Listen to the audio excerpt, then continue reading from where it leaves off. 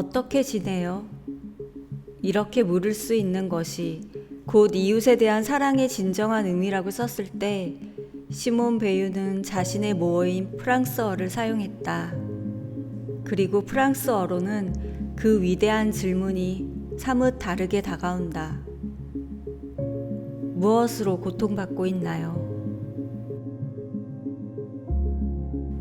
우리가 살아있는 실체로서의 지구에 다시 매혹되어야 지구를 파괴하려는 우리 자신의 행위로부터 지구를 구할 수 있다.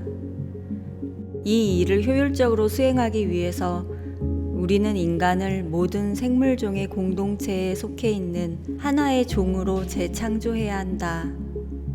실체와 가치에 대한 우리의 감각 또한 인간 중심적 관점에서 생물 중심적 관점으로 의식적으로 바꿔야만 한다.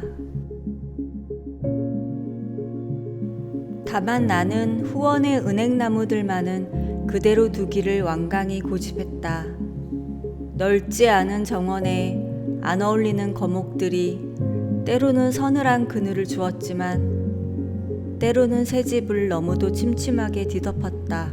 그러나 나는 아직도 그것들의 빛, 그것들의 속삭임, 그것들의 아우성을 가끔 필요로 했다. 그러고 보니 아직도 해체되지 않은 한 모퉁이가 내 은밀한 곳에 남아있는지도 몰랐다.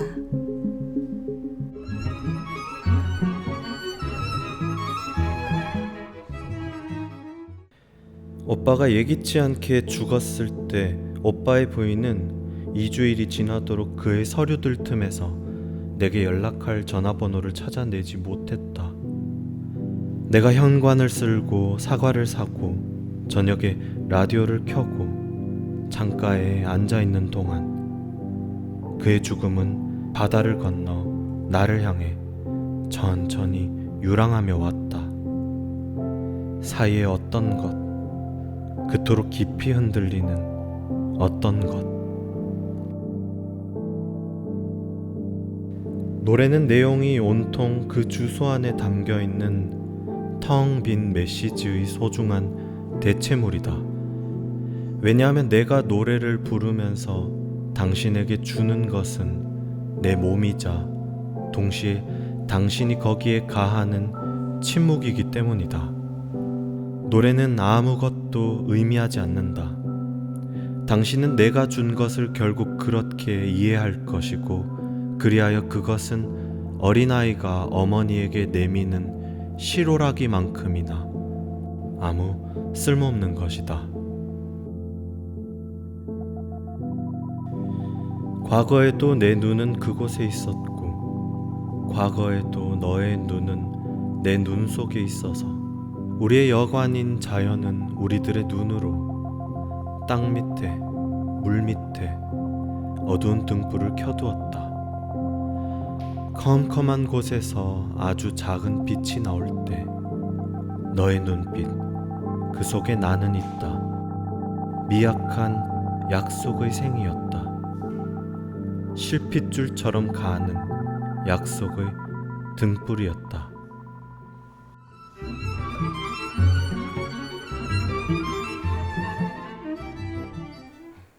궁극적으로 작가는 사랑이 있는 시대, 사랑이 있는 정치, 사랑이 있는 역사를 꿈꾸는 사람이라고 생각합니다. 그런데 자고로 우리는 사랑이 있는 시대를 살아본 적이 없어요. 생각해 보세요. 우리 역사에 사랑이 개입해 본 적이 있나요? 우리 정치사에 사랑이 있어 본 적이 있나요? 속된 말로 뭐 함내 하는 인물들이 권력은 있었을지 모르지만 진정한 사랑을 체험한 이야기가 있나요? 첩과 기생이 있었을 뿐이지요. 그러니까 우리 시대는 꿈이 없는 시대, 재미가 없는 시대, 상상력이 없는 시대로 떨어지고 말았어요. 진정한 의미에서 사랑을 회복하는 일, 사랑의 능력을 되찾는 일이 가장 중요하다고 봅니다. 사랑이 가슴에 차 있지 않은 사람에게서 우리는 새로운 미래를 기대할 수 없기 때문입니다. 진정한 해방의 세계란 과학도 지식도 이론도 아니고 사랑의 힘이라고 나는 믿고 있습니다.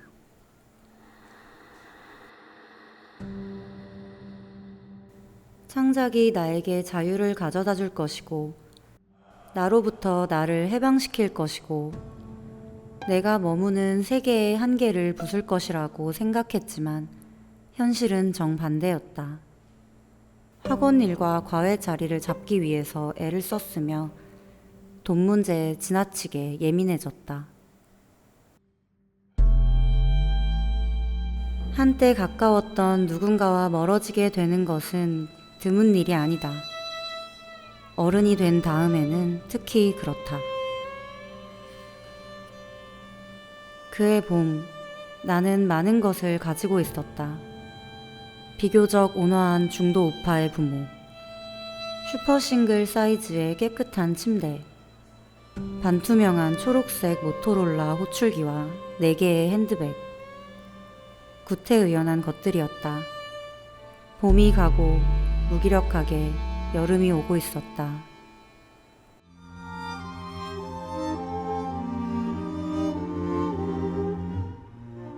그것은 자유가 아니라 그분의 무책임한 방임입니다.